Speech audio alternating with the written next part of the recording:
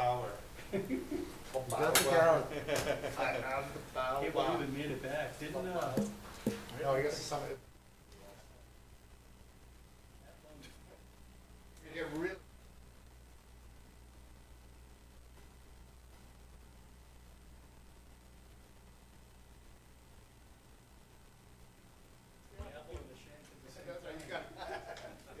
We have Meg in by Zoom. Recording in progress. Okay, welcome to the September 21, 2023 Conservation Commission meeting. We are recording this meeting, video and audio. I want to ask anyone who's listening or coming in online, if you do have an interest in making a separate recording, please let us know. Thank you very much. Without further ado, we will go right into the public hearings. The first one is the NOI for Spruce Pond Aquatic Management Program. And I will say, Brika, you're online, right? Yes? I can see anybody. Yes, I see. Do you have any comments? Just a few. So I think we can move this project to approval with conditions. Sorry, now Adobe is deciding not to work. But as you can see in your agent report, let me pull it up a different way. One moment. So the applicant has met all outstanding requirements, sans just a few, and this is really up to the commission's discretion. They have not delineated on-site resources. However, given that the entirety of the work is actually within the pond and not within its upland landscape, I do agree that ortho imagery is a practical alternative for determining resource boundaries. Therefore, I would recommend approval of the NOI and variance with conditions. Would you like me to put those conditions on the record? Please. Okay. So conditions are standard special condition 23, 24, 25, 26, 27, 28, 29, 30, 31, 36, 37, 48, 49, 50. I can go back through those. So written conformance reports, work performed according to plan, referencing order of conditions, provision of plans and order of conditions, approved changes, notification prior to work. The commission maintains the right to impose additional conditions, erratas, changes, compliance, contact information. This one I typically don't, or I don't always include this in project approvals, but considering that multiple project managers have already been on this project or this permit application, I think it's important for us to have that compliance contact information. Cleaning of vehicles, specifically with invasive species. Remedy upon problem identification, so notifying me or the Conservation Commission when there's an issue. No refueling within the buffer zone, emergency repairs, report all leaks and spills. Very general conditions. I did include several others as well in collaboration with Beta and the applicant. And actually DEP's comments. So special condition 52, the applicant shall aim to meet at least a 30% coverage of native aquatic plant species. Special condition 53, the applicant shall provide a revised volume of herbicide use to the conservation agent and commission based on the provided application rates and areas to be treated. Special condition 54, the applicant shall provide the MSDS and product label for sonar to the conservation agent prior to the start of work. 55, the applicant shall provide a BMP plan to reduce overall nutrient load to the aquatic system to the conservation agent and commission by March 1st, 2023 for approval prior to the next growing season. More on that in just a moment. Special condition 56, the applicant shall conduct 3 rounds, spring, summer, and fall, of base flow sampling and 1 storm flow sampling event. These base flow samples will be collected from 4 locations: inlet, mid-pond deep, and outlet. The storm flow samples will be taken from primary tributaries to the pond during the first flush of a storm event. And that was actually written by the applicant. Special condition 57, the applicant shall provide monthly survey reports, including vegetation data, to the conservation agent and commission. It's also standard in their overall project management. Special condition 58, the applicant shall avoid treatment early in the growing season and only treat when weather conditions are appropriate. And application rates should remain consistent with the recommended rates for the product. Should the applicant need to treat early in the growing season, the applicant shall immediately contact the conservation agent. So those are all the conditions that I would recommend for the permit approval tonight. There are actually 4 additional conditions that I would defer to the commission, and that is about this BMP plan. So BMP meaning best management practice to reduce overall nutrient load. If I may be so bold, I think it's no secret that Spruce Pond is heavily fertilized, and that is a significant nutrient load into that aquatic system. And I think, as well as Beta recommends, that while chemically treating the pond is fine now, we could also, push it a step further and fix an issue, or at least try to mitigate that issue. So possible conditions to meet these best management practices to reduce overall nutrient load, which in the future could potentially reduce the chemical treatment. Special condition 42, so no rock salt within areas that are near the wetland areas or the pond. Special condition 43, no fertilizers, same thing, no fertilizing in or around that pond. Those conditions, we can tweak the language based on what our standard special condition language is. We do have language in these special conditions which denote that boundary markers would be in place. So there would be like little 2-inch or 3-inch signs, like no fertilizing beyond this point, and no rock salt beyond this point, what have you. And 2 additional conditions, potential conditions that I had thought of since issuing the agent report was special condition. I'm on a different screen, so I forget the number, but this order shall apply to any successors and assigns an interest or control in any other person engaging in activity on the property identified in the notice of intent. I think this is important. If the applicant, which is the manager of the condo association, if he were to move, if someone were to, subsequently take his place, we want to make sure that these conditions move along with that person and or with managing companies. Additionally, the last special condition is during snow removal, snow shall not be pushed into or piled in any wetland, stream area, drainage channel, or detention basin at the site, and also snow stockpile areas shall be located at least 100 feet from any wetland. So hopefully that would also reduce that nutrient load. And that is all I have to say. Okay. A couple quick questions. For number 52, the 30% coverage, is that over a specific time period, or is it open-ended? So DEP's comment was to maintain 30% coverage of native vegetation.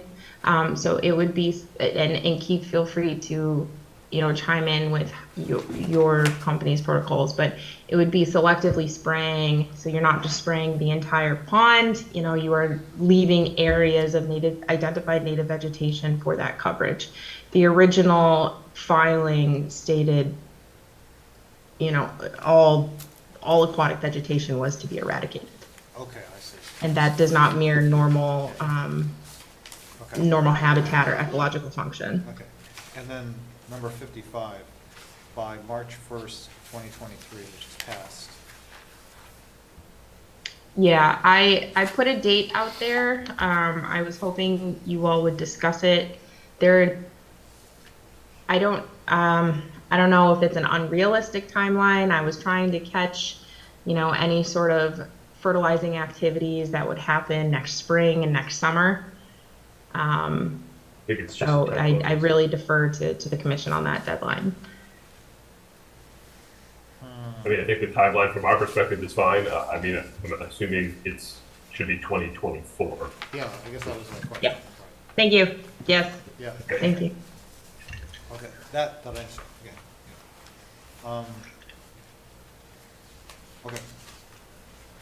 Does anyone? So how long would this NOI go for? The other one expired, right? So how? Yeah, 3 years? What is it? Is this a 3 3-year? years, and they can extend it up to 3 times. Okay, Okay. that makes sense. Any opinion from the applicant on the rock salt and fertilizer? No-fly zones? I mean, I think that those would be fine. I guess the one thing that perhaps, maybe I would ask, given the fact that we are to prepare a best management practice plan, I wonder if, as we go through that process and revisit that with staff or the commission in terms of approval, that maybe additional conditions could be incorporated at that time. So if I may interject really quickly, just to help. So that my reasonings for putting that at the end and not actually recommending those conditions was for that reason. And then that's why I included in a condition that I am recommending tonight, that we can impose additional conditions. So it's more of a plate, though. Me bringing up the rock salt and fertilizer was more of a placeholder, putting something on the record, getting the idea out there, and so we all are on the same page. That makes sense. And I do think it's important before we impose that on the condo association to make sure that they are aware that that is a condition. Yeah, okay, good. That makes sense. Any other questions? Can I just ask one, Jeff? Sure. Thank you. So Rico, just for clarification on, I know we went through the process that they would probably look at for rock salt and fertilizer. Would it be a similar process as far as snow plow, clearly demarcated for them where and where they cannot put snow stockpiles? Yes. Okay. Yep. And that was it for me. Thank you.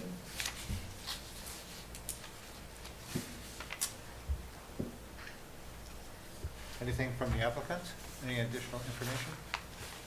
Just maybe, I guess, a couple questions related to the conditions more,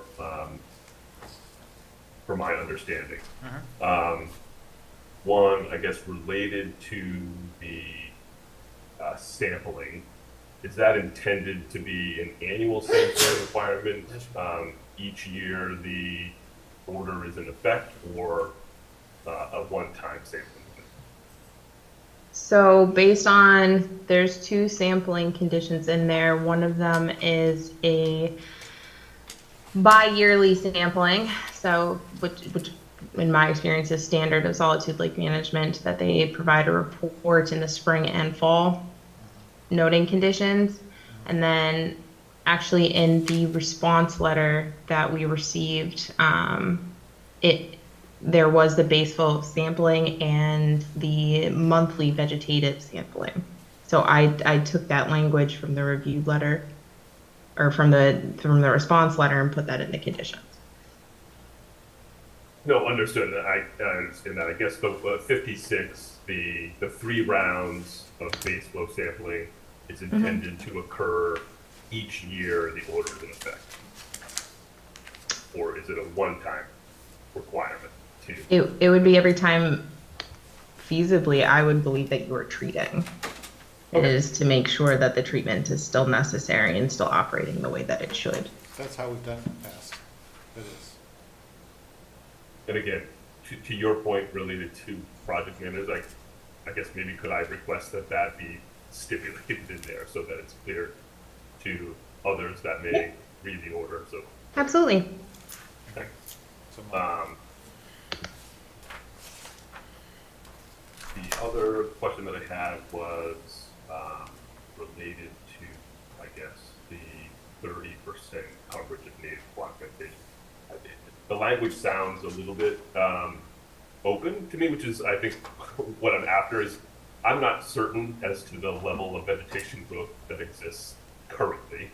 So I don't know how that plays into this requirement. If it doesn't currently exist, clearly no management would occur. And certainly we have included kind of different management zones.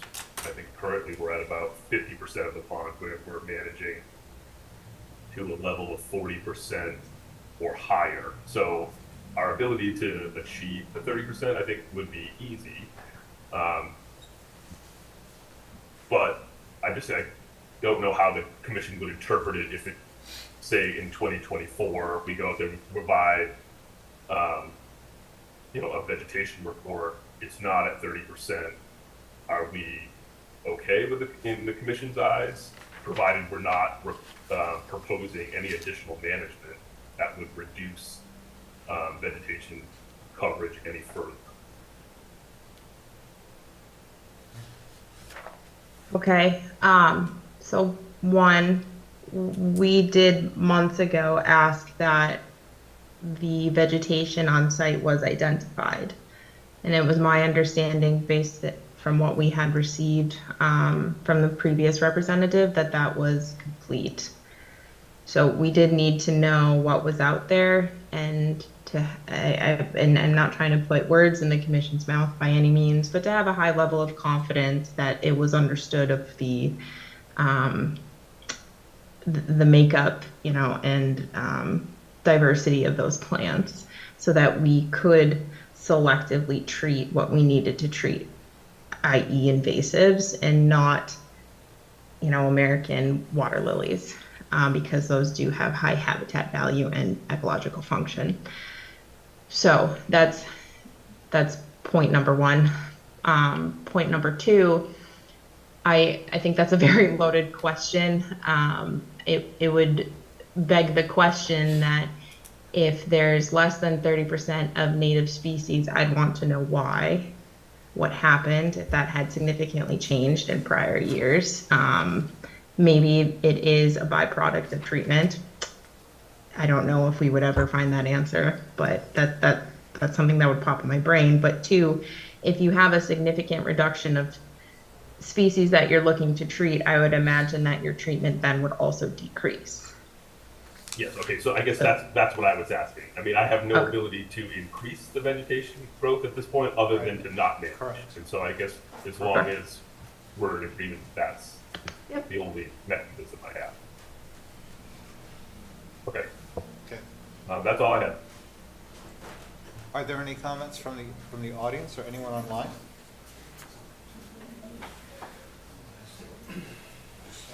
Okay. That being said, I'll take a motion if you'd like to close. Well, first close the meeting and then approve those conditions. Mr. Chairman, I'm going to give you a motion to close the public hearing for the NOI Spruce Pond Aquatic Management Program. Second that. Second, okay. I have to abstain on this. Abstain. Vote to close. Vote to close. Vote close. Abstain. Abstain. Megan? Vote to close. Vote to close. We are closed. Oh, lovely. The power. And then we got Okay. a motion to approve the NOI on Spruce Pond Aquatic Management Program with conditions as stated. Second.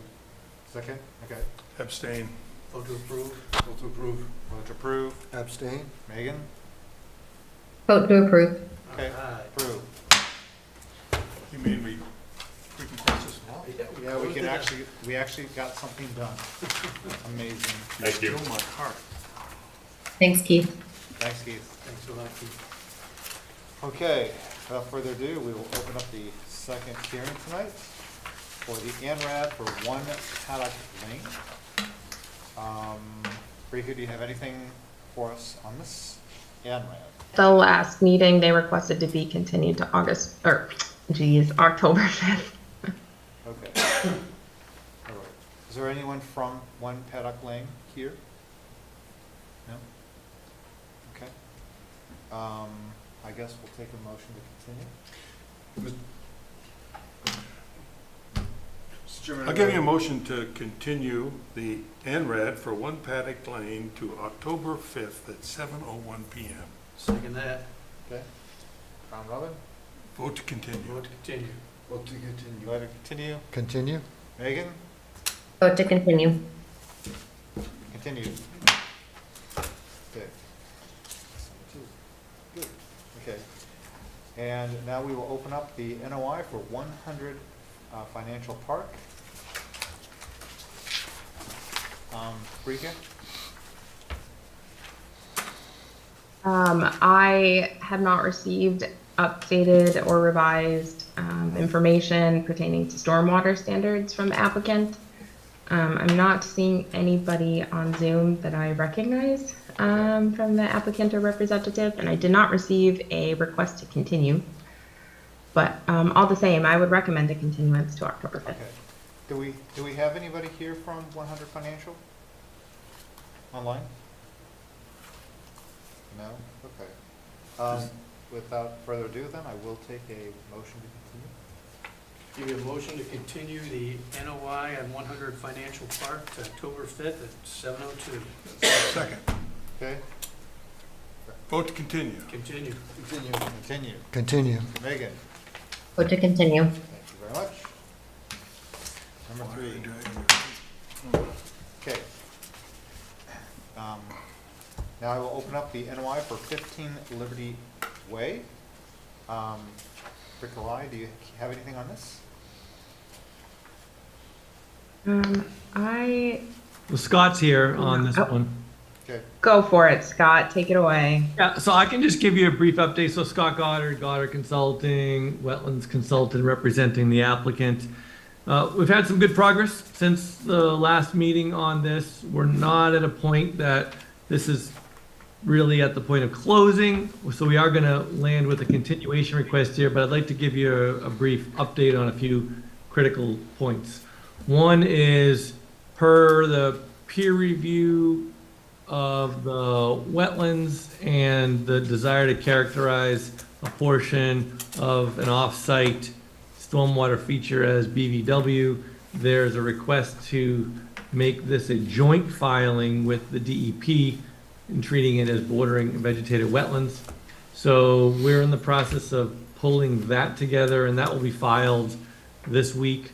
So we'll make this a joint application, probably starting at the next public hearing.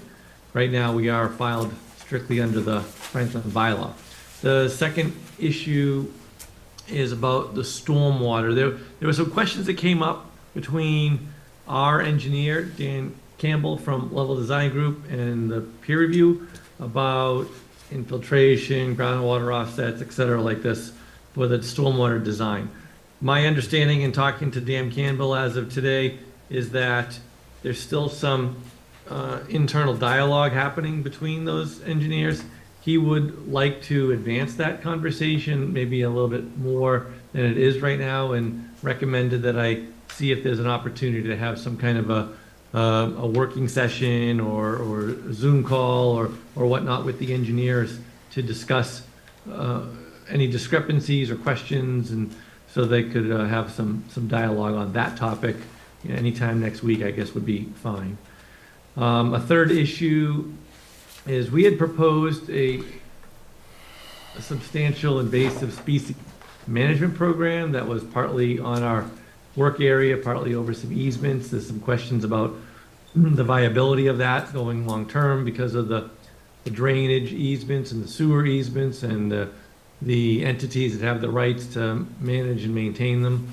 So what I see happening here as a proposal from the applicant side is, all the proposed activity and proposed work is exclusively with respect to old and poorly or unmanaged and partly failing stormwater management features, partly off-site and partly on-site within easements. It lacks completely an operation and maintenance plan. We're going to be including an operation and maintenance plan for the on-site infiltration within the proposed parking area. However, I think as an appropriate mitigating measure for the work subject to your bylaw, I think these off locus, even though they're within our, they're on site, but within an easement, that maybe we produce an operation and maintenance plan that improves these. They're really kind of a train wreck right now. There's undercut in size ditches, there's riprap, moundings that are check dams that are all filled in with sediment, they're grown in with invasives. So I think we can maybe rebuild and then establish an O&M plan so these become properly managed as opposed to stormwater sort of, old, relegated feature of the past. So I think what we'd like to do between now and the next meeting, if the commission thinks it's a reasonable approach, would be to produce an O&M plan and a rebuilding plan of those easement-based stormwater features as part of this for our mitigation. So that's kind of the direction I see this going and what I'd like to try to produce between now and the next meeting. That's all. Rick, you have any comment?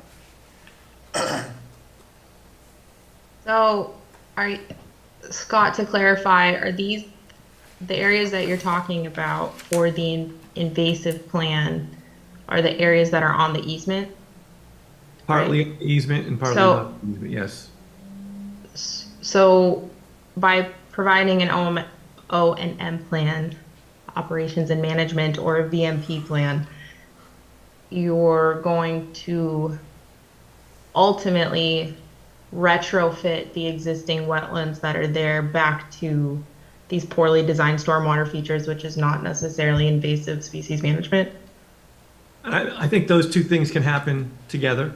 I think we can restore these stormwater features, back to their former glory, and also introduce some more desirable plantings and management long-term of undesirable plantings in and along those features, yes.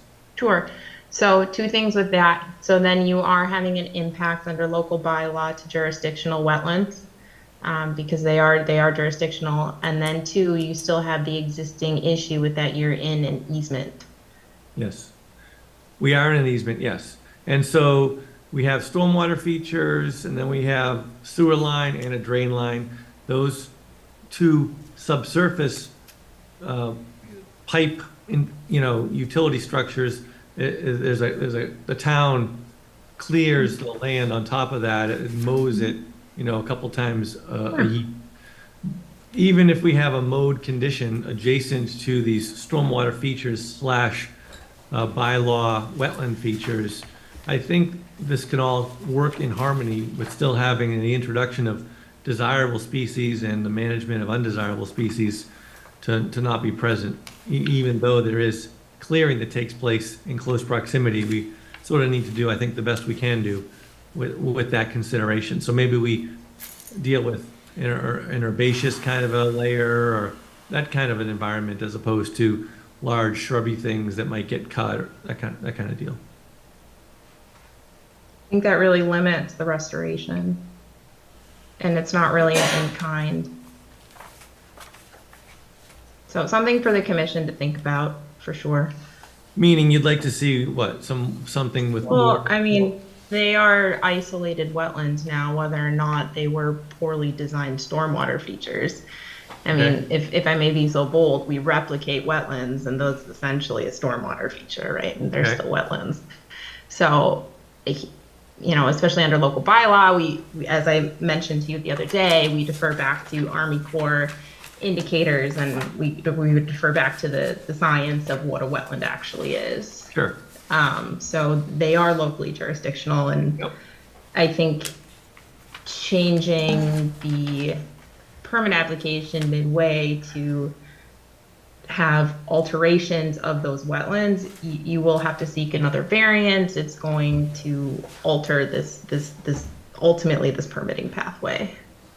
Well, So that's really we're something looking for an expedient way through this, right? If, Sure. my presumption is that would be something that would be considered very desirable by the commission. I could be Have wrong you- with that presumption, but Have you followed the suggestion to reach out to DPW yet to see what their plans are for that easement? no. Okay, I would suggest And we you do can, that and we can, first. and we can do that. We can do that. Okay, sounds good. So we'll request a continuation. Okay. Any further questions? No? Okay. I'll take a motion to continue. Okay. Where are we here? I got it. You got it? Motion to continue the NOI on 15 Liberty Way to October 5th at 7:03.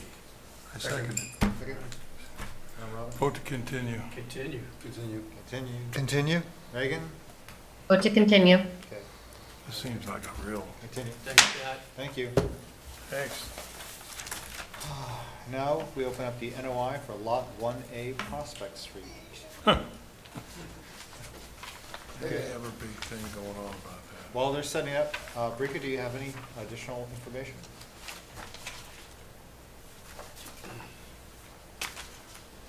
Didn't we have a big brouhaha about when they're Yes, just one moment.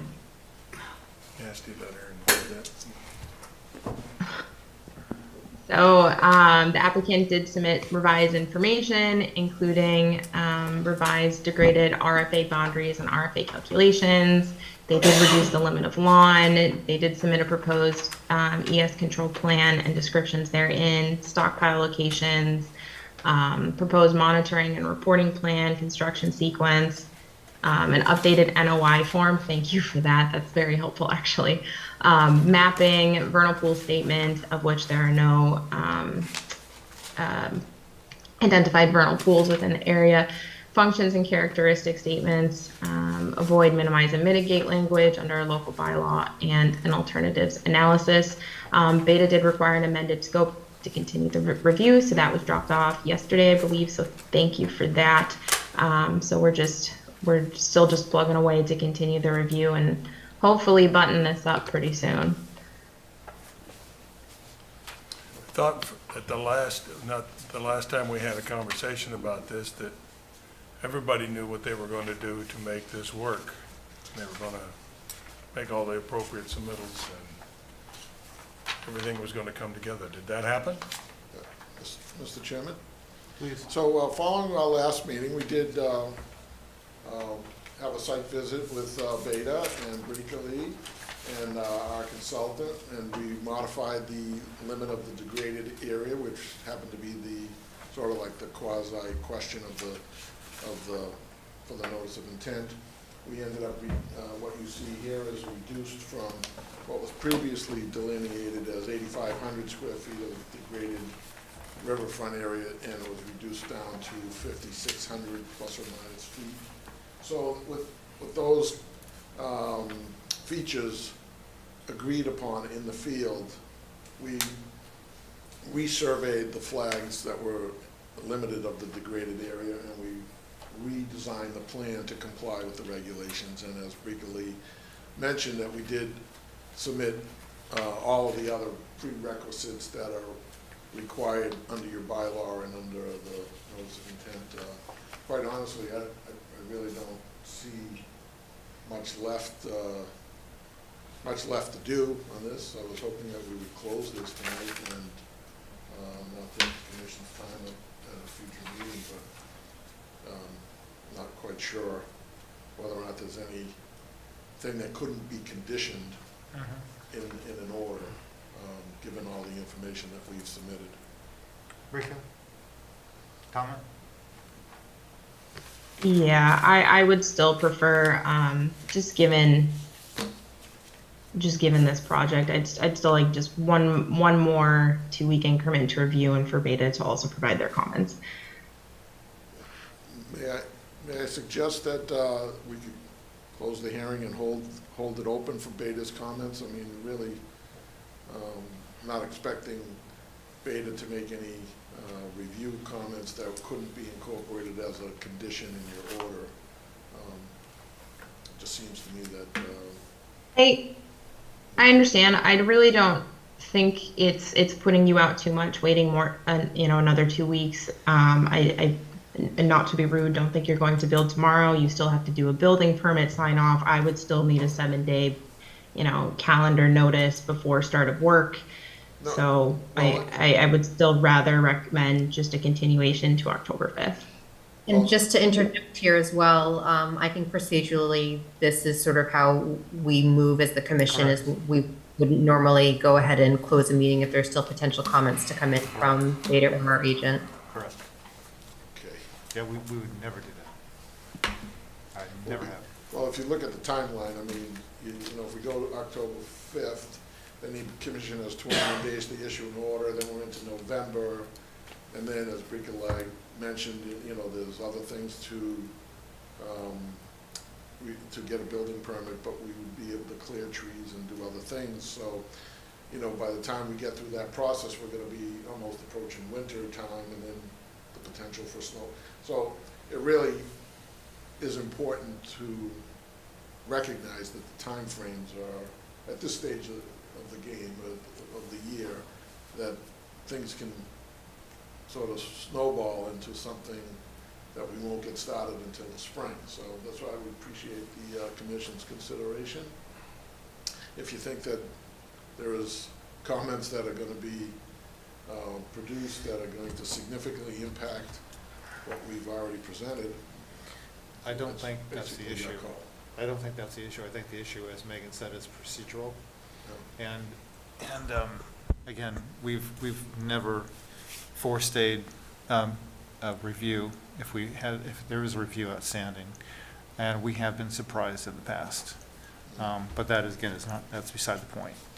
So since we are expected to provide the same standard to everyone, we really cannot bow to a personal or commercial schedule because somebody wants to get a project done. We can't do that. I'm sorry. So I don't agree with closing and then issuing some sort of circumstance on a review. I think that's a bad precedent to set. We have never done that. I don't think we should do that now. That's my personal opinion. I open the floor for other comments from other commissioners. I mean, I think procedurally, we gotta be consistent. Mhm. I mean, it's unfortunate, get your request relative to the weather, but procedurally, I think we gotta be consistent. Right, I agree. So, unless anyone has anything more, I'll take it. Yeah? You look like. Well, I was gonna say, you know, we did start this process in May, and now we're not, 5 months later, we're still not closing the hearing, so it's, the commission has their procedures, fine, but I just think it's unfair to the applicant that we have to wait 5 months.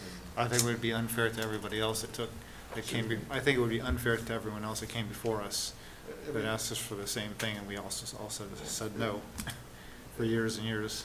Yeah. So we've never done this, Okay.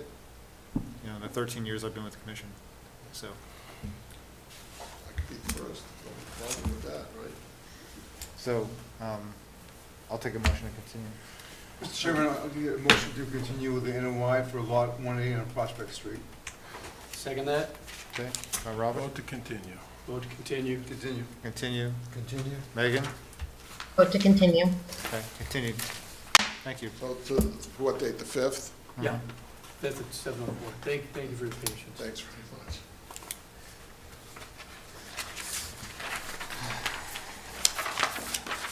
Okay, now I'll open the NOI, the next hearing for the NOI for 0 Upper Union Street Solar. Brika, do you have anything for this? Yep. Additional? So the applicant has paid all local filing fees and beta review or an amended scope for beta. We do have, as of, 10 minutes ago, have a site visit scheduled for next Thursday afternoon. So more details to follow after that. Okay. Is there anyone here from Upper Union Street Solar from the applicant? No? Hi, good evening. Yes. Colleen Benedetto from Volta Solar. I'm just listening in tonight. I did request yesterday a continuation of the hearing. Okay, all right. We can do that. Anything from the public? No? Anything from the commissioners? No? Good. Okay, I'll take a motion to continue. Give you a motion to continue the NOI for 0 Upper Union Street Solar to October 5th at 7:05 PM. Second that. Okay, round robin. Vote to continue. Vote to continue. Continue. Continue. Continue. Megan? Vote to continue. Gonna have Thank you. to build you a little thing so you can beat on it. Little. So now I'll open the hearing for the RDA for 121 Grove Street. Is, Brika, do you have anything?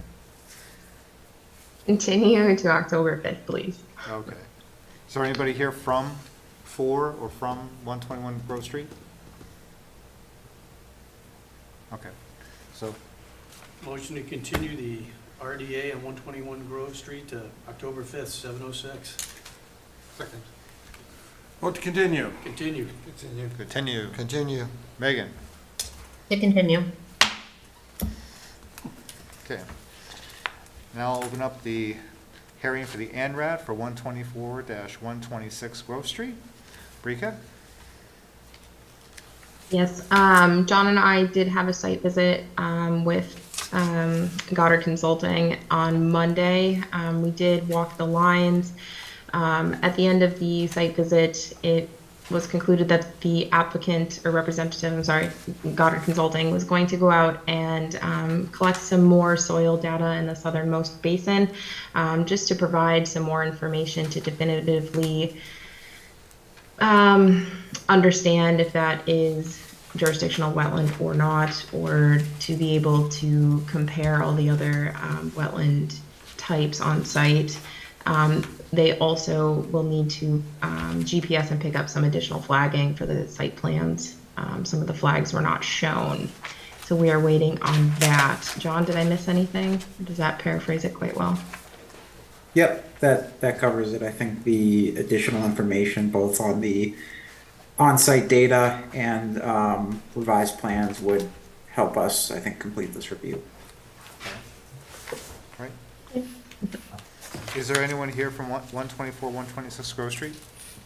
Yeah, Scott's here from Goddard Consulting. We did request a continuation, so I have nothing further to add to the discussion. Everything that Bricolai and Jonathan said, I was a participant in, Okay. and there's nothing more to add at this time. Okay, all right. Anything from the commissioners? Oh, nope. Anything from the public? Okay, then I will take a vote. Motion? Motion to continue the ANRAD 124, 126 Grove Street to October 5th, 7:07. Second. Okay. Vote to continue. Continue. Continue. Continue. Continue. Megan? Vote to continue. Okay. Now I'll open up the hearing for the NOI 3 Mount Street. Brika? This will be a quick one. Beta Group only had just submitted a review letter today. I have not Okay. yet reviewed it in conjunction with the project in front of me, so I still need to review that peer review letter, and Amanda and the landowner, property owner, will likely still need time to review that letter, so I would Okay. recommend a continuance to October 5th. Okay. Is there anyone here from 3 Mount Street? Yes, I'm Amanda Cavalieri with Gary Ehrenhausen. I'm on Zoom. Any comments? So, No? Yes? yeah, the only comment I had, and I know Bricolai, you haven't had a chance to review the comments, and we're still going through them. They all look good, but one thing that we did want just some clarification from on Beta is there was comments on the existing conditions weren't accurately shown on the plans on lot 4, and we did want to clarify what Beta and the commission would be looking for. I think when we talked the last time we presented the plans, this project has been going on for quite some time, and the existing conditions was done quite some time ago. So any of that growth or existing conditions changes is partially due to the long time span in between when the existing conditions was done and now. So if there's anything specific, we're happy to add it to the plans. We're just trying to minimize costs and kind of keep the process moving with the client. So, but we're happy to add stuff. We just, if we could get a little bit more clarification on what the commission would like to see on there that's not shown, we'd be happy to do so. But again, it's an older existing condition survey, just because it's been a little bit of a process with with this one.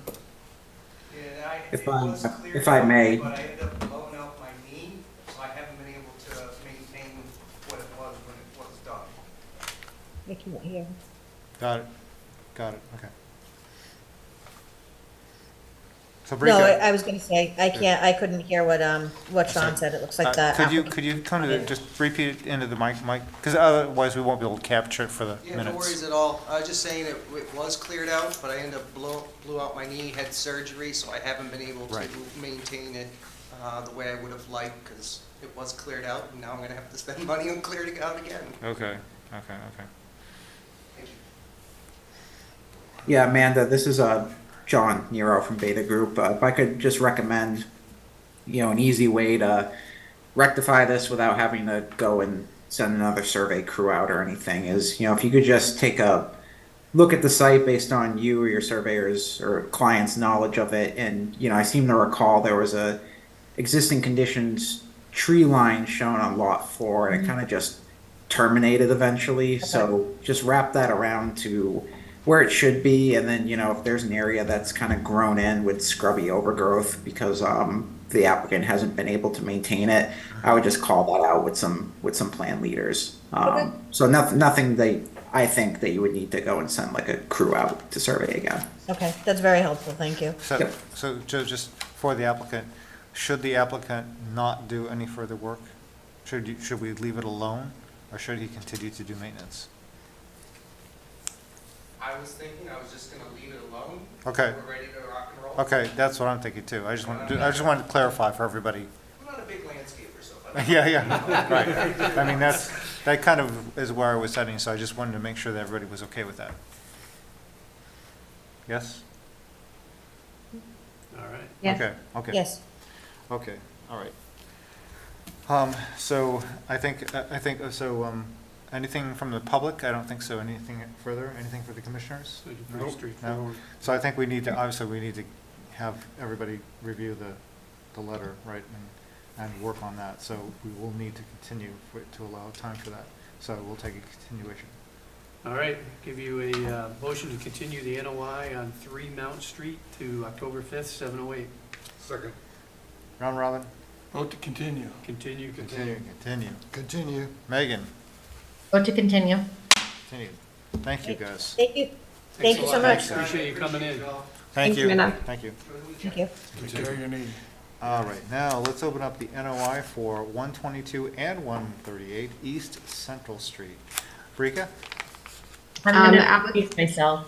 Oh, yeah, go for it. Okay. So the applicant did request a continuance, but I thought it prudent to know that the representative did ask if he could sit down with Beta and I to go through the letter. Just as a quick work session, he does have questions, so I wanted to put that in front of the commission. If it was okay with the commission, that would Sure. happen next Monday. Okay, yeah. As always, Chair Livingstone, you're more than welcome to attend. Okay, yeah. I mean, why not? I think that makes sense. Yeah. Get everybody, of course, get everybody together and discuss it. I mean, why would we have any No. concerns about that? I don't think so, right? No? Yeah, I'm wondering why are you asking? Yeah, why would we? Yeah. I mean, isn't this a good thing? Wait, come Are we missing something? Okay.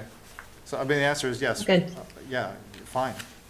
Go ahead. Okay. Yeah, sure.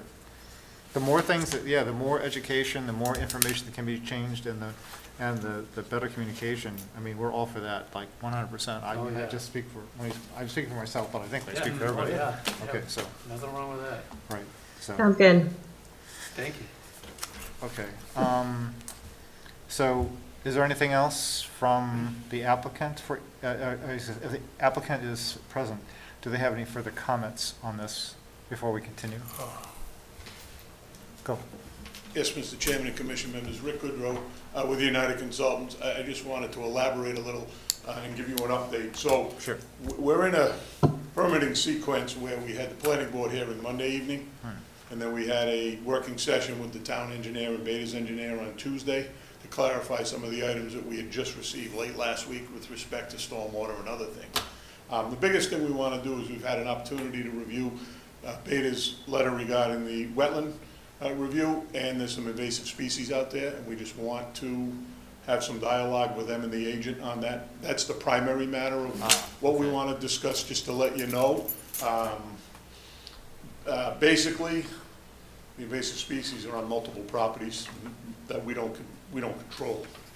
So, you know, we've got some ideas, and we just want to have and get some input from both Bricolai and Beta with their experience on this to just try and come up with a good plan. As I mentioned, we are working on a project on the opposite side of the wetlands that will be coming to the commission soon. So we're kind of circling the wagon on both, and we just want to try and put that all together before, you know, we come back. So that's really the primary reason we wanted to meet with the consultants. Got it. Just to give you an update. Okay, that's helpful, thank you. So, and I appreciate Bricolai bringing it to the commission so that, Certainly, you know, oh, yeah. everyone's aware of what's going Oh, on and absolutely. has an opportunity to attend if they'd like. Yeah. So that's thank it. you. Thank you. Thank you. Rick, does 3 p.m. next Monday work for you? I just might schedule it right now. Yeah, I appreciate it. I know we've been kind of going back and forth, and obviously you're very busy on a meeting day, I'm sure. That works for me, actually. I'd probably like to attend it. It's okay with both of you. You are 3 chair. p.m. Yep. Sounds good. That would be here, your office? Or Yeah, Jeff, you and I, we can, if Rick, you want to come on down, Is that that's okay, fine. Rick? I don't Is that all expect right? John to drive Should I do it in. here? Okay. Yeah, we'll meet here. Okay. And if Beta wants to participate via Zoom or something, that's fine as well. Okay. Thank you. Thank you. Thanks for coming in. Thanks. Anything else, guys? Anything any further? No. Any other public questions or comments? Okay, then I will take a motion to continue. Sir, Mr. Chairman, I'll give you a motion to continue the NOI for 122 and 138 East Central Street to October 5th. Are we 709 now? 709. 709. Okay, Second that? second, round robin? Vote to continue. Continue. Continue. Continue. Continue. Megan, She's abstaining. abstaining. Thank you. Comma here, here, okay. Now, I'd like to open up the hearing for the ANRAD for Tri-County Regional Vocational Technical High School. Rika? Sure. So actually, since this is a first initial hearing and presentation, do you mind if I punt it over to the applicant and Please. representative to Please. present it? Perfect. Go for it. Punted. Can everyone hear me? Yes. Yeah. Yeah. Good evening, Mr. Chairman, members of the commission. My name is Steve Powers. I am the civil engineer for the project. We're with Samiotis Consultants. The wetland scientist for the project is Brad Holmes. He's with ECR, and he is he's the one that flagged and delineated the wetlands on the Tri-County High School property. We established that there are 4 bordering vegetated wetland series on the property, as well as 2 isolated vegetated wetlands. I wanted to just introduce the project. Bricolai said it'd be a good idea to just walk through what we're looking for. I know Bricolai and both her and Beta need to review the delineation and offer their comments, so I know this is going to be open and closed.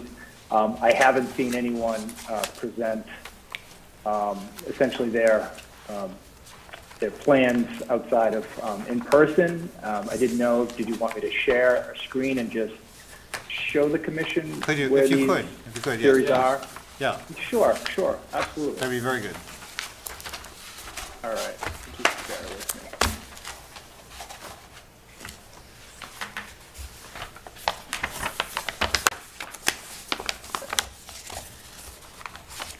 Let me know if you can see my screen. Not yet. Recording in progress. Now you're up. Yeah, now you're up. Okay.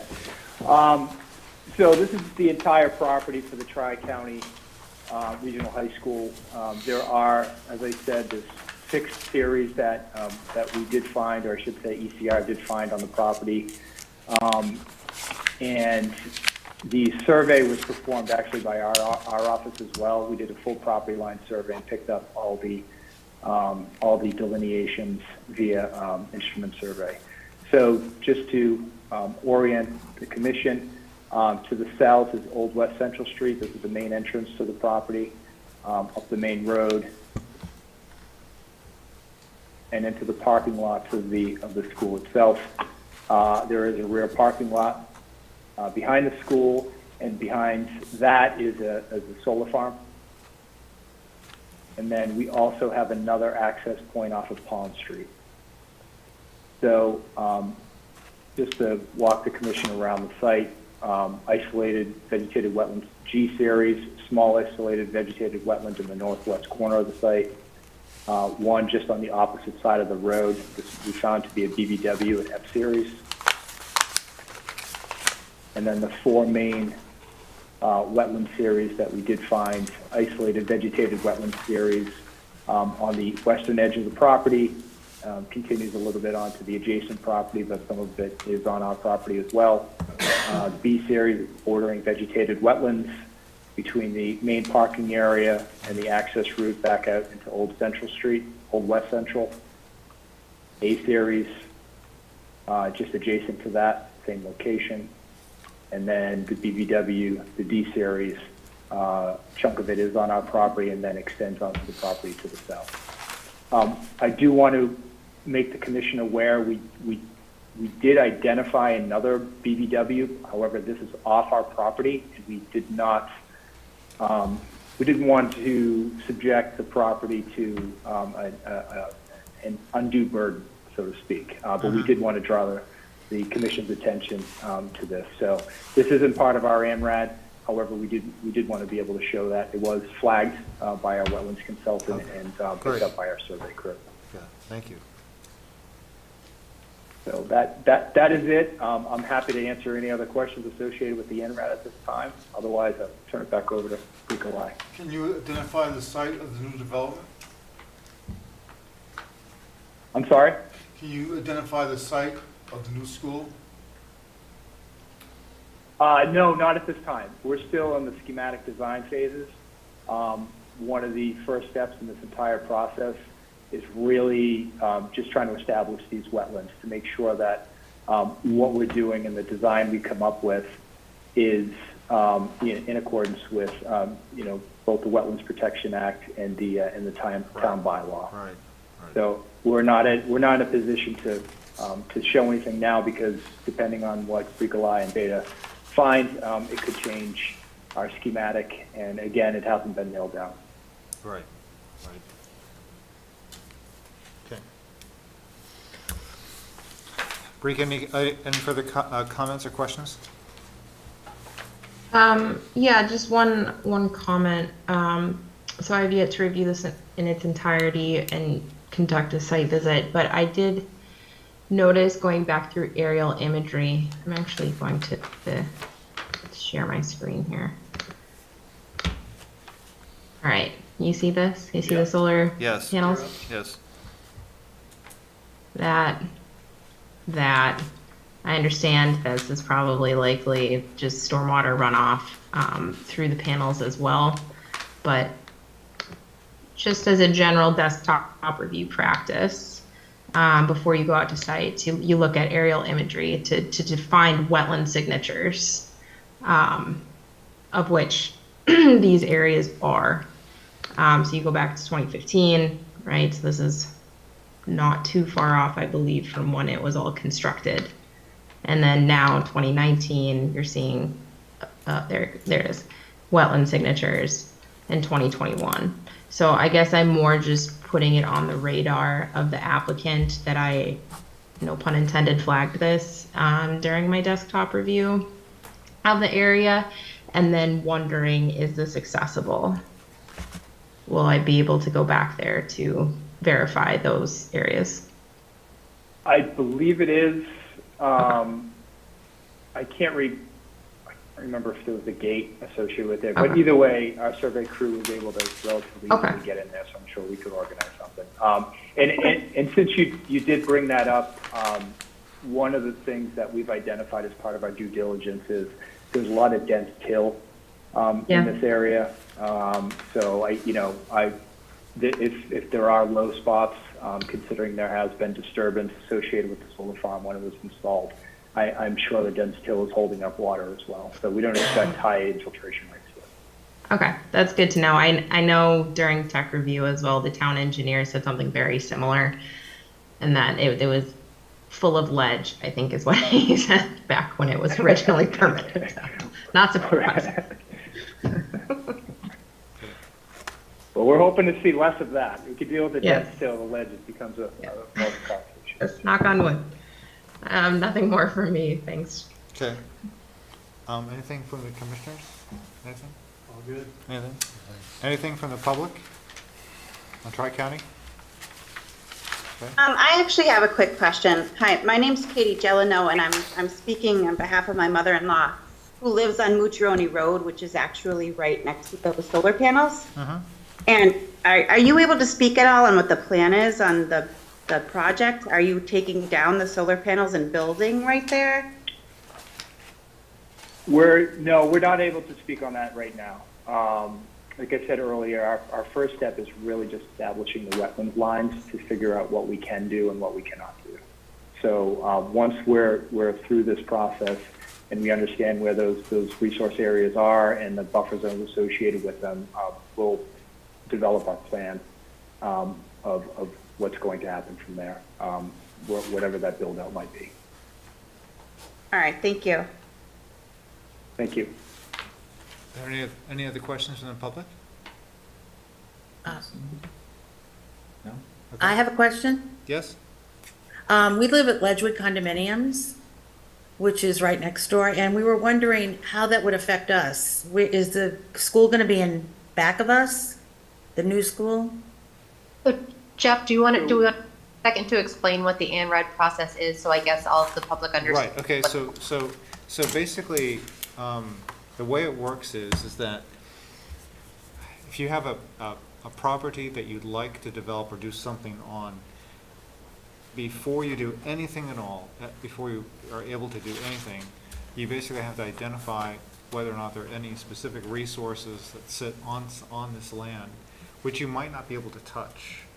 And where are those locations? Because essentially you can imagine, like on a map that you're drawing, you just have like a big square piece of property, let's say, and you can go any place. You can actually build anything. That's great. Wait, maybe you cannot, because basically what you do is you send in your wetland scientist and you send your agent, and they basically identify certain natural resources where basically you can't touch. So you have to build around them. So now that limits what you can do with that big square piece of property. So before you even set pen to paper on what it is you would like to do, you first have to figure out where you cannot go.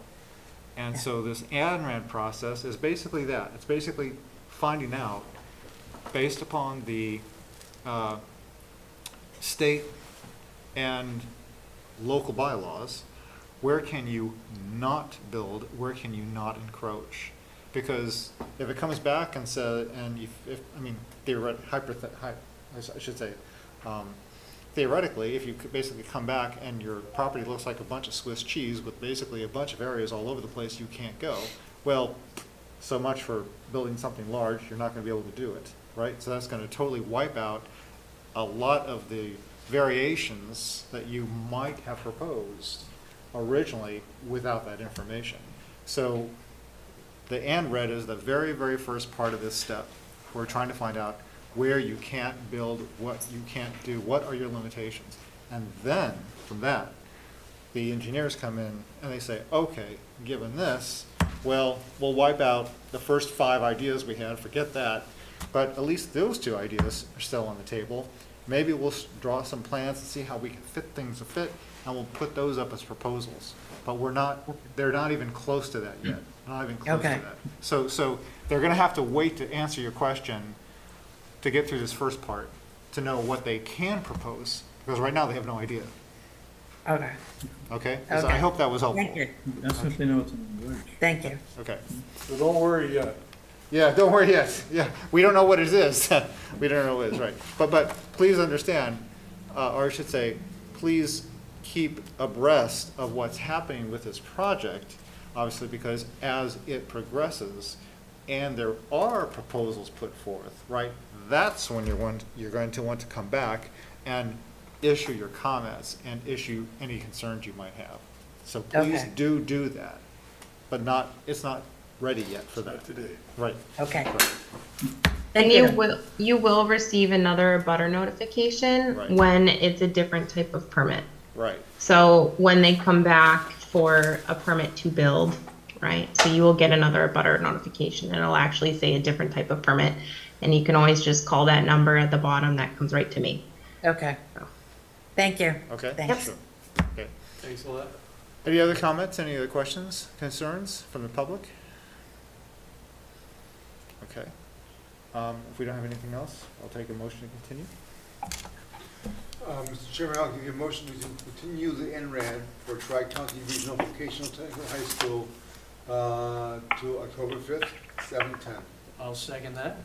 Robin? Vote to continue. Vote to continue. Vote to continue. Continue. Continue. Megan? Go ticket. Continue. Great. Thanks, Thank you. Steve. Thank you. Appreciate it. Thank you very much.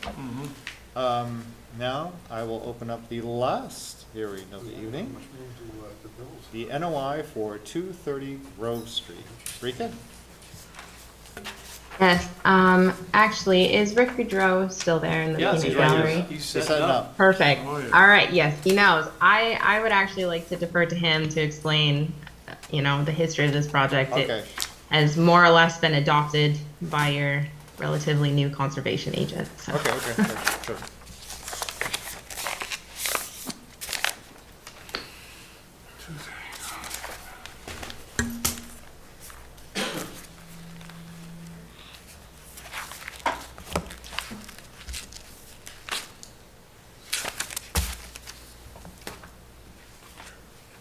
Okay, you're on. All right. Good evening. For the record, Rick Goodrow of United Consultants. Property in question is located at 230 Grove Street.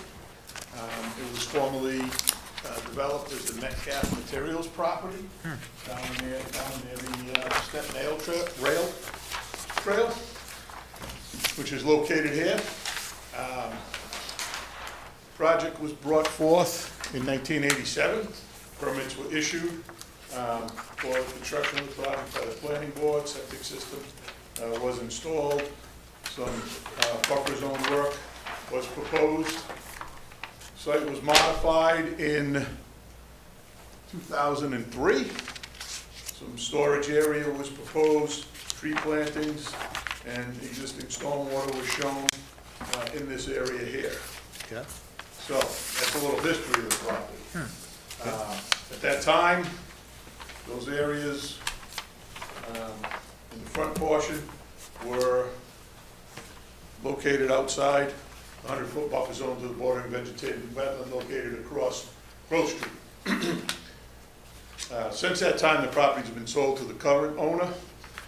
Isla LLC is the current owner, ISAR. And what's happened is they've done some work on the site, primarily outside of the jurisdictional area. However, what they did do was install a pipe along this run here that was formerly a swale and reconstructed the riprap area. Okay. We've been working with the town officials, building commissioner. We're going to be before the planning board Monday evening. And we've had the wetland delineation completed across the street as part of this. We've worked with Greek Ally because this has been kind of a unique project on many levels, which I'll get into. But what we identified was that this wetland system across the street is not an intermittent stream, it's actually a perennial stream. And therefore, we now have a riverfront area. So we have BVW with a bank of a perennial stream. We have 50 inner riparian zone, which is basically in the middle of Grove Street, and then we're on the other side of Grove Street. So we have an alteration of riverfront area, which is about 500 square feet. There are no buffer zone impacts proposed. What we did was we included the reconstructed riprap in that calculation because it had been completed. The work has actually been completed, and we were not able to witness that. So we have calculated about 531 square feet of work, which is the installation of the pipe and the reconstruction of the riprap. We could have discussions about updating an existing stormwater system, but really, the work is completed. Right. It's done. So what this plan shows is some future improvements that the applicant would like to make, some bin storage areas well outside of jurisdictional areas. But the big thing is they are proposing the installation of some additional stormwater infiltration systems. There are existing ones on the site that are going to be maintained, cleaned, and updated, if you will, and new stormwater systems will be installed. So as I mentioned, we'll be before the planning board. I do appreciate working with Ricolai because, as I said, if it wasn't for the riverfront area, we wouldn't be here. However, the work was done because at the time the applicant was relying on the older plans that did not show the riverfront area. So, that being said, Ricolai's reached out to DEP with the riverfront alternatives analysis, which we provided you, and the notice of intent, as well as a stormwater report. So in the stormwater report, we've provided a narrative of the project, what's happening, an operation and maintenance plan for all the stormwater site features on the site, and the stormwater checklist as required by DEP for a wetlands filing. It's really a redevelopment project. The stormwater system's in. Right. That's in the jurisdictional area for a discharge location. So it was a challenge, to say the least, to put together a report describing something that was done without the calculations to support it, if you will. So that's basically an overview of the project. As of today, DEP has not issued a file number. Okay. So that's really what we're waiting for, but obviously we thought it would be prudent to come in and give the commissioner an overview of the project, as it's a unique project. And as I mentioned, we'll be before the planning board Monday night. We'll see what they have to say, but we expect a continuance. We hope we get the file number in the interim. But again, if there are any questions, concerns, comments the commission had, we'd be happy to address those. Thank you. So, Brika, the work's already been done, right? As he says, the work's already been done. It's 500 so feet, 500 square feet. That's really not a huge area. But they are, sorry, continue. Go ahead. No, go ahead. I'm going to say, so I had planned to explain my reasoning a little bit. Okay, go ahead. Yeah, it's because they're installing additional stormwater infrastructure that's going to go into that pipe. Oh. And it does connect down underneath the street. Oh, okay. I see. Yeah. I see. That's fine. I see. Okay. Okay.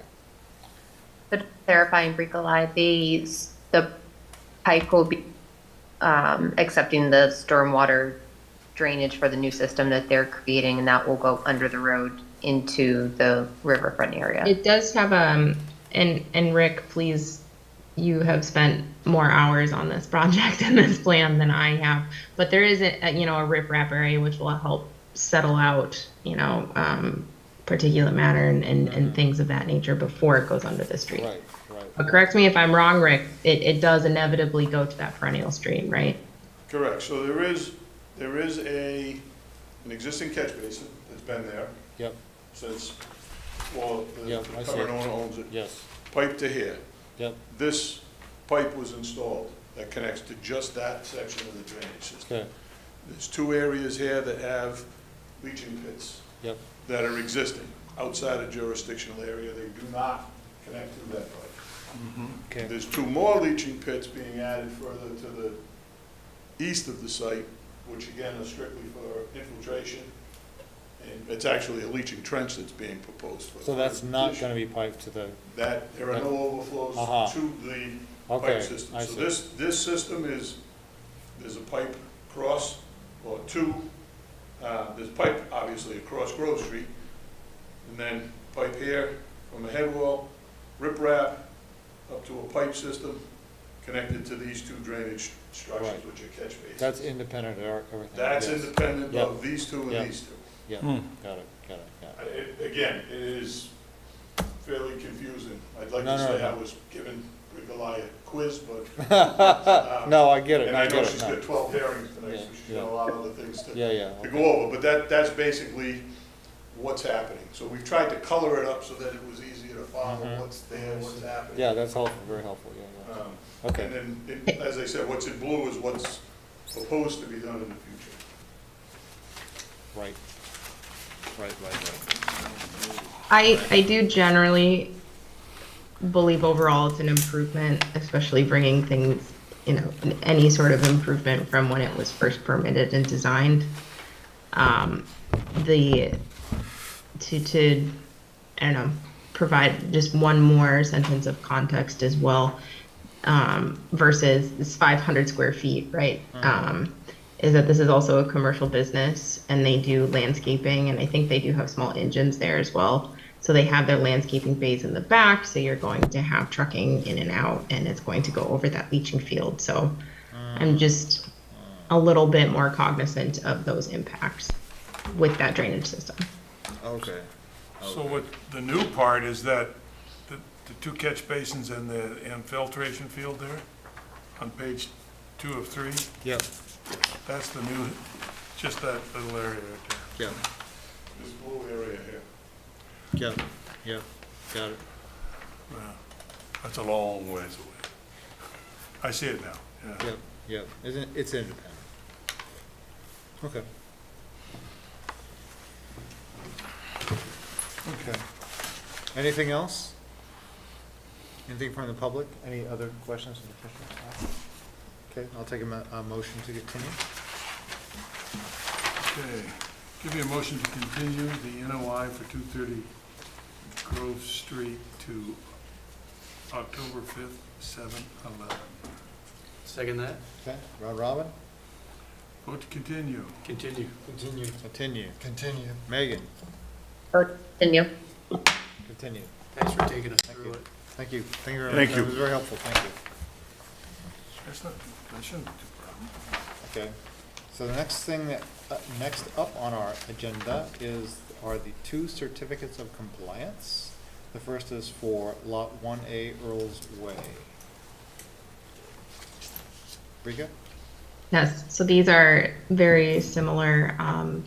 I don't know if anybody's actually here for them, but they're 2 certificate of compliances in conjunction for Earl's Way, which is the Acorn Animal Hospital. Oh, okay, right.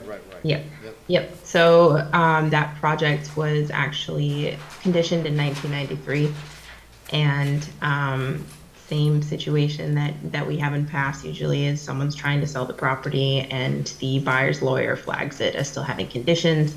I did offer, as I always do, to write a letter to the Registry of Deeds to say, all conditions have been met, this is historic. You can consider that consider this would have been approved without coming to the Conservation Commission. That did not work. So they are technically in front of you today with to close out 2 conditions. So one's actually for Acorn Hospital and the other one is for the subdivision and the roadway. It's privately owned. So I'd recommend Right. approval on both. So we're looking for two separate approvals, right? Two separate approvals. So I'll have a motion to approve the COC for Lot 1A Earl's Way. I give you a motion to approve the certificate of compliance for Lot 1A Earl's Way. Second? Second. Okay. Robin? Vote to approve. Approve. Megan? Vote to approve. Done. Okay, I'll take a motion for the COC for Chestnut Street Park. approve the COC for Chestnut Street Park. Give you a motion to approve the certificate of compliance for Chestnut Street Park. Second. Okay, round robin. Vote to approve. Approve. Approve. Approve. Approved. Megan? Megan? Vote to approve. Okay, good. We go to Union Street again? Okay, Your favorite. Everybody looks at me. Let's just, okay. now we go to violations and enforcement. And the first up is 305 Union Street, Rika, what's going on? Nothing. Absolutely nothing. I would recommend an extension. For? Isn't that Another just 30 days. 30 days. 30 We're days? still just, we're All hand right. holding it every day. All right, okay. Yeah. All right, okay. I'll give you a motion Okay, give me a motion. Give me a motion. to extend the violation enforcement for 305 Union Street for another 30 days. Okay. Second. Great, round robin. Vote to approve. Extend. Extend. Extend. Reluctantly. Megan? Vote to extend. This could go on for another year or two. Yeah. Emma. Okay, extended. All right. Did everybody get a chance to read the minutes? I didn't see anything. No? Any comments? Anybody see? No? Okay, I'll take a motion to approve the minutes. Motion to approve the minutes from September 7th, 2023. Second. Oh, Vote to Robin? approve. Approve. Approved. Approve. Approved. Megan? Vote to approve. Okay. Look at that. Now we're into discussion items, and I will turn that over to Rika. Great. So 2 of them are for me and 2 of them are for Megan, actually. Okay, all right. I signed you up for another one, Megan. Sorry. Thank you. Yeah, that looks good. Okay. So the first one from me, as my agent report blanks out, is I was contacted by an undergraduate student in zoology, and he was curious in an internship. And same situation before. I don't have budget for an internship. So any intern would likely, I would ask the commission to fund.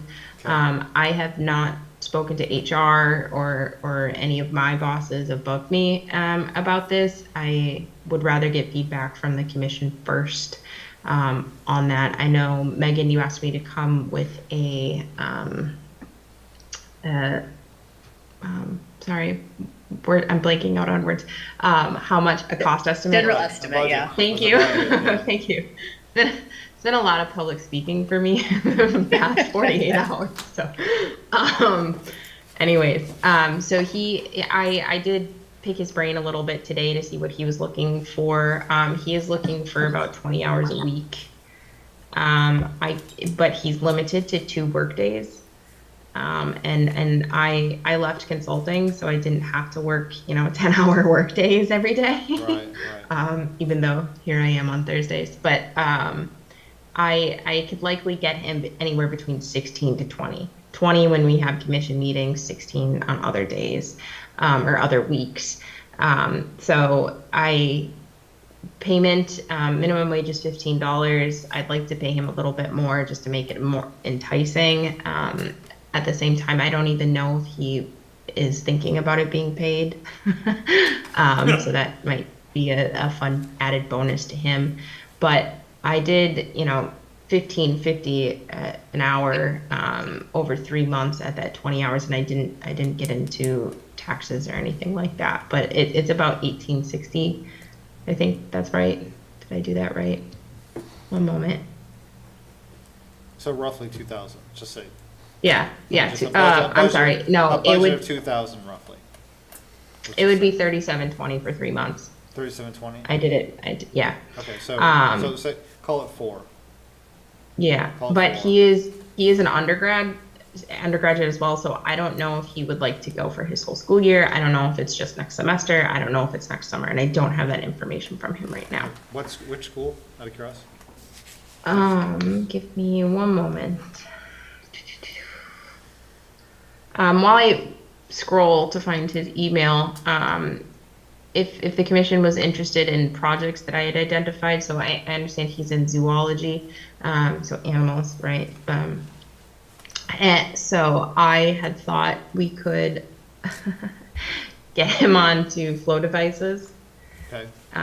doing stuff like that. There is a habitat grant that I would love to go for that we as a town qualify. It is limited to municipalities or nonprofits.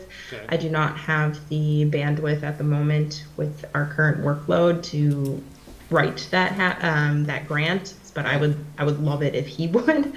So those are two big things that I could think about that would be worth his while. Yep. He does not say which university he's at. Sorry.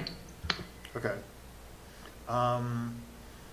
So we clearly have 4,000 to sponsor an intern.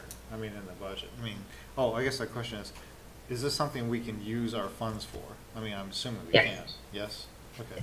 Yeah, because we have tons of money. Tons. Tons of money. Tons of money from all those hotel stays, right? And we're going to get a lot more now, actually, from the federal government because they're basically bringing in all of those people from Venezuela. All right. So remember all of that. Any hotel stays. We'll hire two. Any of that stuff. Any of those fees, right? Those rooms come to us. So you can yell and complain all you want about the refugees, but we get some of that. So. Okay, that's how it works. Well, if we got a budget for it. The Conservation Commission budget gets increased by payments for migrants. Well, from the because state? because the government is paying the hotel bills, and the hotel bills are taxed, and there is a special tax on top of that comes to us for any hotel. To the stay. town. Yeah. So we have 4 different funds or 4 different accounts. One of them is wetlands protection. That is all of our local filing fees. That one is pretty hefty. That one really hasn't been used in the history of Franklin Concom. We just store all this money and do nothing with it. Yeah. I like spending money, so. You have a gift fund, so those are that would be like the donation from Franklin Future Leaders or the annual Joe Halligan donation. And those, you could go back through all the annual reports and see all the gifts that Concom has received. There's a fund that I created from excess grant money for some grants that I've gotten in past, especially with open space planning. So that it's small, but it has about $1,800 in it. Wetlands protection has over 200,000. Right. That's what I mean. The gift fund, I can't recall off the top of my head how much money the gift fund is. And then there is a conservation fund, and that one is generally for like your MAC renewals, any workshops you want to go to, and that one does accrue interest. So going back to the refugees, that money, those subsidies that we get, I'm not entirely sure if they would go into one of those accounts, but if they did, I would imagine it's the final one, if that happens. But that's what I believe is true. Yeah. So all the same. There you go. Okay, so guys, we certainly can't afford an intern. I mean, come on. Absolutely, I think it's a great idea. That's a great idea. Yeah. Okay. Yep. So, yep. So once I figure out more details, I can definitely talk to him a little bit more and find out about it being about what. Well, this is okay. So this is my suggestion. If you could work with him to come up with a basically the work plan and all that kind of stuff, bring him in front of the commission. We want to meet this guy. Okay, we want to interact with him, obviously. It's a good idea. Right, and also I would say that if you could come as part of that plan, if you could come up with and I don't want this to be, don't want this to be arduous, but if you come up to like a certain maybe time frame, maybe once every other month or whatever it is, he could actually come in front of us and say, how's it going? This is what we did with the Boy Scouts, right? How's it going? What's going on? Have you run any problems? do you need additional funding for something that you really need to do because you can't get through this, that kind of thing. Be right? interesting. So that would, basically make him, I would say, again, like the Boy Scouts, like the Boy Scout projects, right? Make it engaging with the commission. Sure. Have him engage with the commission. That's what Yeah. I do. That would be my only request. If he wants to be Make work in this. yeah. we If he will wants, if encourage he it. wants to be involved, then jump in with both feet and let's all, support it. That's what I say. Ricola, is he looking to start this semester or next semester? I honestly am not sure. He was actually referred from one of the admin staff at DPW. So she reached out, I don't know, Monday maybe, and I said, yeah, have him reach out to me, and we've only exchanged 2 emails. So. So now he's working on the BS in zoology? Yeah. Okay. Yep. So we should also make sure that the school knows that Sure. we are working with, and eagerly working and supporting one of their students. I'd like to get the school, whatever the school is, involved as well, just so they're well aware. Because they might want to say something. They might want to have a little blurb about something, maybe in a newsletter or something like that. Yeah. This is cool. Look, Franklin's a cool town. This is the kind of stuff they do, right? Mm. Okay. Yeah, that's a really good idea. So, Day long. we're the progressive town, so I'm just saying. Okay. What, Megan? Any other comments? Jumping, I like it. Great, Go for it. idea. Nice Yeah. work. Put him to work. It's good to get some help. Yeah. You can find something for him to do. See if we can get that grant money. Yeah. That would be big. Yeah, that'd be That'd be great. huge. Then. Yeah. Yeah. Sorry, Megan, we lost you when we were talking over you. What did you say? All good. Just saying, we have so many action items that are going to be coming out of master plan from OSRP. That would be great to get him pulled into that too. Yes. Yes. Yes. Yeah, Yes. yeah. Good point. Very good point. Okay, and if this is something that, and Brika, if this is something that we find extremely productive, we don't have to wait for them to come to us. We can actually essentially create an internship a formal internship program, and we can actually market it to various schools and colleges. I for one would be very much for that, frankly. Yes. Oh yeah, that would be big. Be Right. big. Right, because, and also, one of the best places to point that out, or to raise that as a general knowledge, is at the next MACC meeting at Devon's. Right, just tell them that's what we're doing, right? So, and let other people know that this is the kind of thing that we're doing. I also would bring that to the MAC board too, and let them know that that's what we're doing. Because they would find that very, very cool. Those are good ideas. Anything else on that, or do we go to town council? We can move to town council. Sorry if I sound echoey and I turned my camera off. Okay. My laptop gave me its red warning that it was going to die. So Okay. I had to relocate. Okay. So as most of you, all of you probably know, town council presentation for open space was last night, and they voted unanimously on the resolution to approve it. So, Great. yay, congratulations, Nice job, everybody. nice job, Yay. Nikolai. Very good, yay. Excellent. Put in a lot of hours. We did a lot, and I think it definitely paid off. So next steps, I am still waiting on review letters from the state. If they have comments, I will need to reflect those comments. I don't believe, after talking offline with Jamie, that he'll need me to go back in front of town council, given that most of those comments will likely be administrative or already addressed in comments that other town staff have made since the first draft was published. But all the same, so waiting on those review letters and then send it off to the state for approval. Okay. And that's all I have. Nice work. Yeah, good job. Lots and lots and lots of work with that. Lots of time and effort.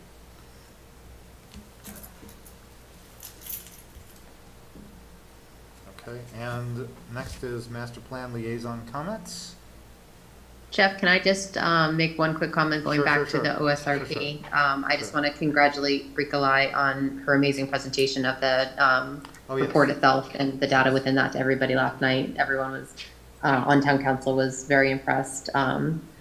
Even someone made a comment to me afterwards. They thought it was amazing with her, passion and knowledge in the area and how she was able to condense 360 some odd pages into 4 slides. To make it palatable and easy to understand for the town council. So she really did a fabulous job. So thank you, Bricolai. An amazing person Thanks, for an Megan. amazing town. Yep. Yes, Okay. yes. Good. Agreed. I made it through council last night crying. I was really close when I came to thanking everybody for how honored I was to be trusted with that, even if I don't know. Trust is probably a poor choice of word, but all the same, if I may just take one moment, I often tell Chris, and I've told a lot of you, when I first moved here, it was very isolating, and I moved during COVID, and I'm in South Middleborough, and we may as well just be our own little town on some other country. I mean, we're not really, we don't belong to anybody, and while my immediate neighborhood is great, I moved here, didn't know where I was consulting, I was going everywhere across Eastern Mass and Cape Cod, and I didn't really have time to get involved. Back home, I was heavily involved. I was actually chair of my Environmental Quality Commission. We weren't a regulating authority, we were advisory only, but I was very community oriented, and I lost that when I originally moved here, and I'm gonna start crying. Anyways, Franklin has been that for me, even though it's a job. I've really quite fallen in love with the Franklin community and creating these relationships with all of you, and being able, I see Roger online, and being able to stitch, patch things up with AgCom, or maybe I'm being too blunt with that, but and really try and tie in CONCOM with all these other boards and lead the community and trying to rephrase CONCOM from being some scary entity into leaderships of the community. And I'm just really, really honored and humbled to do that with you. So thank you. Thank you. Thank you. Thank you. We're so lucky to have you. Very, very true. Agreed with that. Very true. Agreed. Thank you. And we're very excited about the next 10 years in the OSRP. Yeah. Lots of good Can't wait things to see come. what we accomplish. Yeah. Well, A plan for plans, right? well, okay, so having been on the council the last time, to be very honest, it was a really great plan. But if you look back how much of that was actually done, it was a small percent, to be very honest. So it was kind of like, it was great when it came out, but it sort of kind of just like public support kind of just waned. And I don't know if that was because of economic situation, et cetera, but I would say that in retrospect, it was a little disappointing that we didn't get more done, because we had some great ideas, and you can't do everything, obviously. So my question would be, and this is rhetorical, if there is something that the town could do to keep the open space plan in the minds of the citizens, so it's not forgotten as just some plan that we built and we stick on it. It's like your classic business plan strategy guys that come in and make the big business plan and the big 3-ring binders, and it's great, and we put it on the shelf and nobody ever looks at it for the next 5 years, then we're gonna make another one, Classic, right? Yeah, So that's too strong for the last one we did, but it kind of went that way a little bit. So, and a lot of it was because basically it's just forgotten. It's like something you do and then, oh yeah, we have to do that again for another 5 years, 10 years, whatever, right? So I'm just saying, if we can make it more of a living plan, all right, okay, then that would be, I would say, respecting all the effort that went into it in the first place. Right. We Okay. got a beautiful plan. Let's Yeah, not let it right. die right here. Right, because of all, it was a great plan, great people, I put it together, did a great job. Don't just like, I mean, Don't just file it over Put here. it, yeah, It's put it on the great shelf, plan. yeah, exactly. So I'm just saying, so Breek, I just want, no, not asking for any plan, not asking for any action, anything like that. I'm just saying, I just want to put that in your head because I've seen this happen the last time, and it was a little bit sad and disappointing, to be very honest, because we had some incredible ideas. So. Jeff, this is an excellent segue into master plan liaison comments. Okay. There you go. Okay, all right. Take it away. So this is actually the same exact topic as a big thing that we've been talking on the master plan committee is, writing the master plan. It's the same thing. It's, a plan for plans. Each individual subcommittee is looking at the previous 2013 plan and trying to figure out, what goals have been met, what things are still being worked on as our first kind of steps. And so that's what we've done with the open space and recreation section of the master plan. And we were sort of waiting till we get actual state approval to finalize anything on there. Right. But we don't have an answer yet of how we make sure that we're able to have items really be checked off this list. It was encouraging seeing, I was at the town council meeting last night and they presented their goals and objectives from their start of their session 2 years ago with comments on, what's actually been completed and how much they've accomplished. So I think it's feasible to actually have it be a live working document for us being open space, and whether that's, the commission coming up with a maybe plan to, I don't even know who we pull into that Bricolai, if it's, Jamie going forward,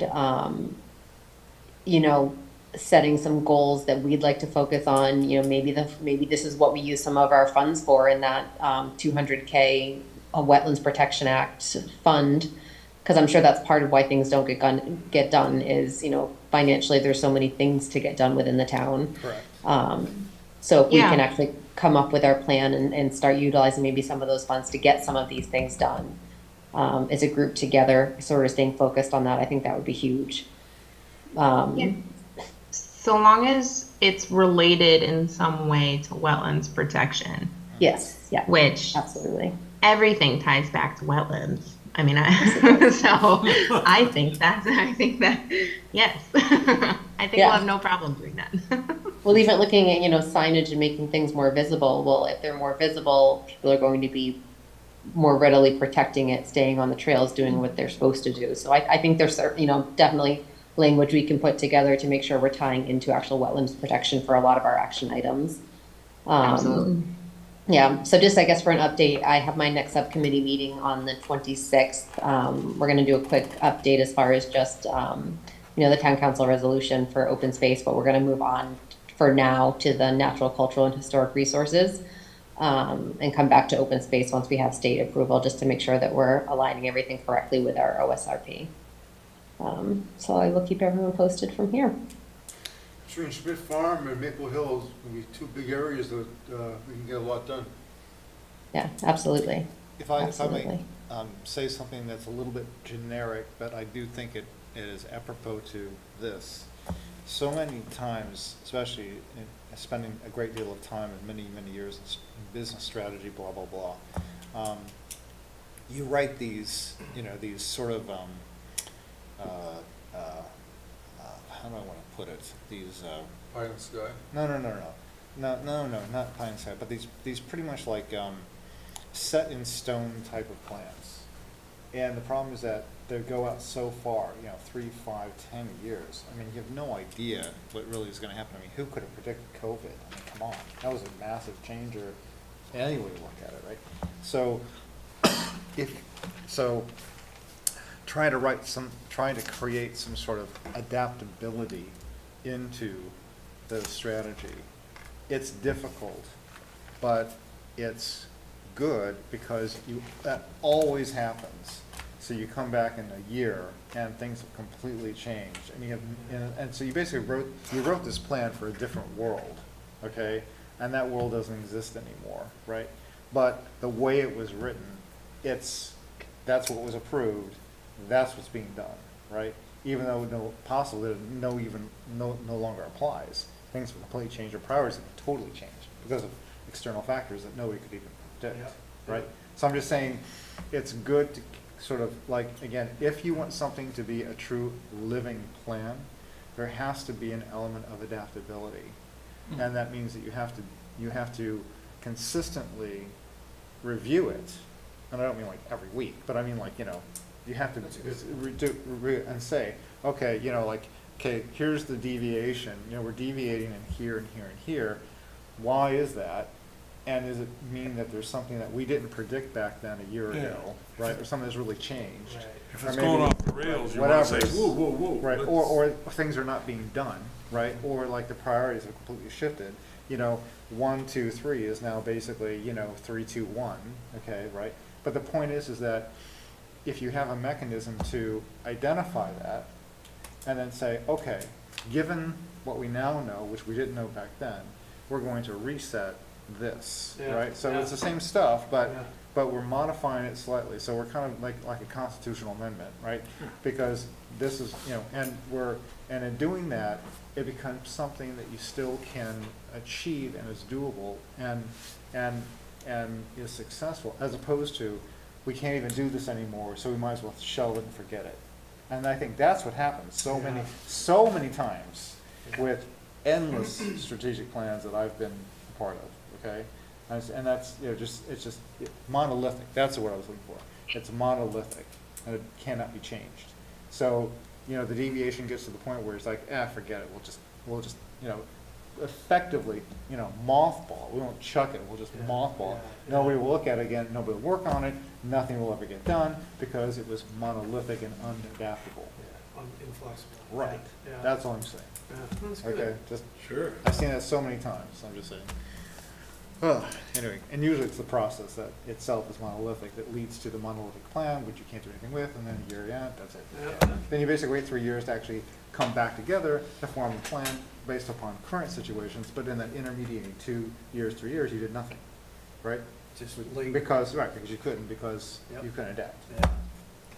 Yeah. But once we have state approval, and our OSRP is final, why don't we make a plan for annual review? I agree with that very much. I very much agree with that. Or maybe we want to try and identify some, you know, short to midterm tactics to try and execute, right, that we look at quarterly, right? That's the way to keep it live. You know, what are the things we can execute within the plan? You know, if it's trail signs, to your point, Megan, all right, you know, where do we want to prioritize? Maybe that's what we got to do is establish some executables that we can look at. Some SMART goals? I wasn't going to go that far. Have a good SMART goal. You know what I'm talking about, right? You know what I'm talking about. 100%. Anybody's in commercial, and I was like, no, SMART goals? Yeah. Okay, measurable? Okay, anyway. I'm sorry, I'm too old. Okay, I'm way too old. I'm sorry, way too old. Anyway, so, but yeah, okay, you know what I'm saying.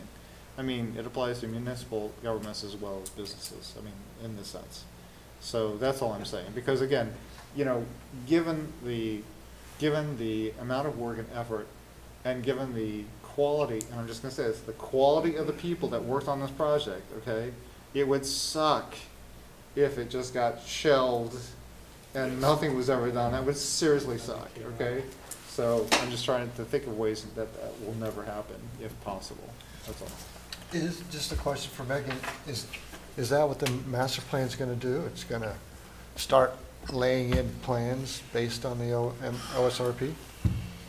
Yeah, so we will have within the master plan, our specific goals and objectives with actual plans underneath each goal and objective of specific things that we'd like to see done.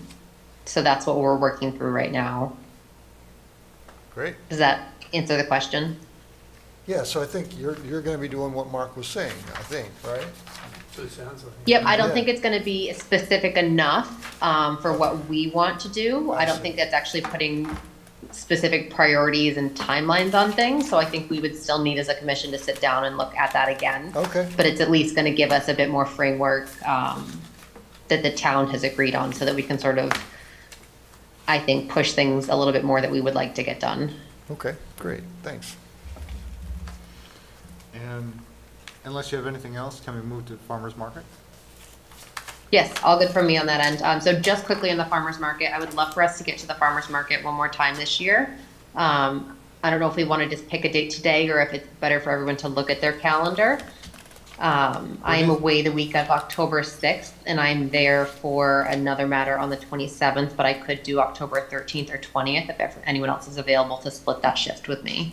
How much longer does it go? Do you know? It goes till October 27th is the last one. So we're closing into the end here. I'm away this weekend, so I couldn't do this weekend. So we still could do the 29th. I'm just also at Harvest Fest the next day. So So there are 5 more, basically, 5 more weekends. Basically. Yeah, essentially 6 including tomorrow, but yeah, the 5 more Fridays. Correct. Yep. So I think for me, ideally, I know I could definitely be there the 13th or 20th. So if anyone else can split that 2 to 6, or they're doing the 2 to 4 or the 4 to 6, I could make that work. So I can do the 20th, 2 to 4. perfect. Let's lock that in then, and I will let. Is Roger still on? Yes. Yeah, Roger. I can still. Oh, go ahead. I was gonna say I can still email him too, just so it's in writing, but that we will then plan to be there on the 20th. He says that's good. Awesome. Thanks, Roger. All right, and that is it for me. A quick question. Yes. So, I just saw on social media, someone was asking about trail maintenance at the town forest on Summer Street. And I can't remember his last name, Town Councilor Ted actually recommended that whoever put the post call Greek Ally in the Conservation Department. And I was just curious, I mean, you know, they're making comments, there's a lot of logs down across trails and looking for some trail cleanup. And I didn't know if actually that fell under our purview or where that stands, or is that DPW? It's just interesting, the town councilor sent the person our way. Maybe that was the right thing. Is that in the town forest? Town forest on Summer Street. Yeah. It falls under my natural resource protection manager hat. Okay. So I have two job titles, 2 job duties. So it does fall under me. Ted is right. I do get a lot of calls about the town forest. It is a very large site. I admittedly have walked it 3 times. Once with Rex, one with DPW. DPW has gone out there twice already to clear trees. To your point, you know, it comes to me, I just project manage it, and then I delegate out to DPW. With schools right now, I'm sorry if my camera's being weird, but with schools right now, grounds crews are pretty swamped. So if there was a volunteer plug there, I will take That's it. at Franklin. Yeah. I have been talking to one specific person over, you know, many months, and I have asked if she could either on her phone, like screenshot on Google Maps where she is, because then I could generally try and find her where those trees are, if she knew how to drop a pin, if she could give me coordinates, you know, if she could approximate what roads she's by. So really what I need for that is to be able to find it, or somebody to go out and you know, huff it to find these downed trees. Okay. I was just curious. All right, So I guess the obvious question I had was much like Del Cards, and by extension Beaver, should there be a town forest cleanup day? Forestry cleanup day? Yes, so rec department, they do put the town forest routinely on their map for Earth Day cleanup. Okay. But that is still spread, you know, amongst all the volunteers across all town. So I'm not entirely sure how many people actually go to the town forest for cleanup. I know a lot of people actually go there to utilize it. So I think that would be prudent, and that could be something, you know, that I gear scout groups to now. Arbor Day. Yeah. Arbor Day. Yep. Hey, there you go. we have Earth Day, we have Arbor Day. I'm just saying, right? Ricola, can we ask residents to I know like cleaning up trails, absolutely, but actually like clearing trees, et cetera, off of trails, is there any concern with residents doing that without supervision? I have talked to Mark Sorrell about that. The residents take on their own liability when they go onto town property like that. Okay. Within reason. So that would be something that I can't recall his words verbatim, so I would like to just ask him again to get those. To that point, you know, plenty of people have actually offered to go out and just clear some trails, and that's been fine. So I don't know if it's seeking somebody, like they have to come to us first versus we go to them. You guys have a lot more freedom in asking people than I do. So. Okay. I think this discussion is a good thing to keep in mind as we look at our priorities, and potentially having one of our first priorities being forming that Friends of Franklin conservation group to help with these things, not only just at the town forest, but all of our conservation areas in Franklin.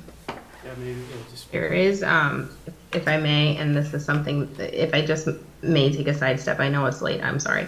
But to go back to something you asked me at a previous master plan subcommittee meeting, there are positions called land stewards across Massachusetts, and they are generally paid positions, but they do that for, they go out, they identify trails, degraded trails where maintenance needs to happen, and then they organize groups to do that, and they usually work for towns or for Concom. So yeah, just a thought.